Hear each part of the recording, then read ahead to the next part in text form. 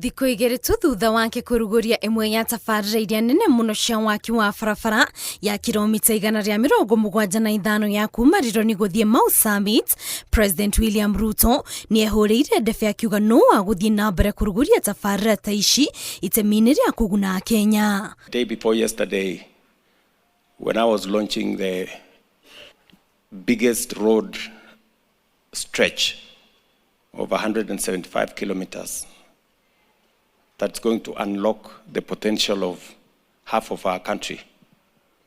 I was very proud.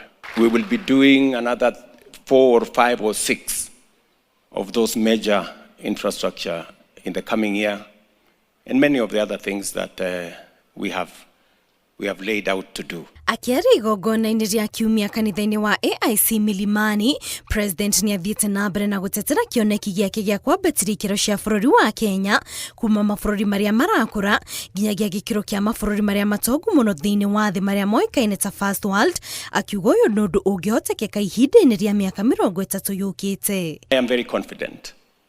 I have no doubt in my mind that it is possible to move Kenya from a third world country to a first world country before I die.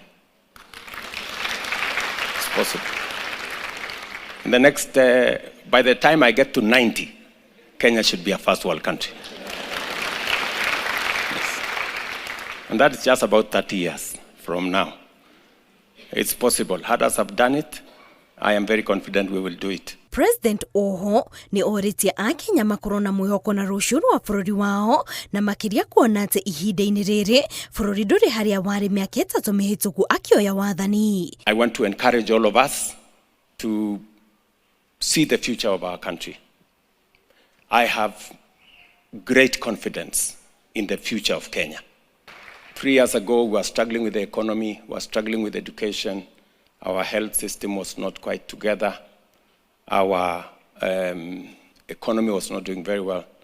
But God has healed our economy. He has changed things for us.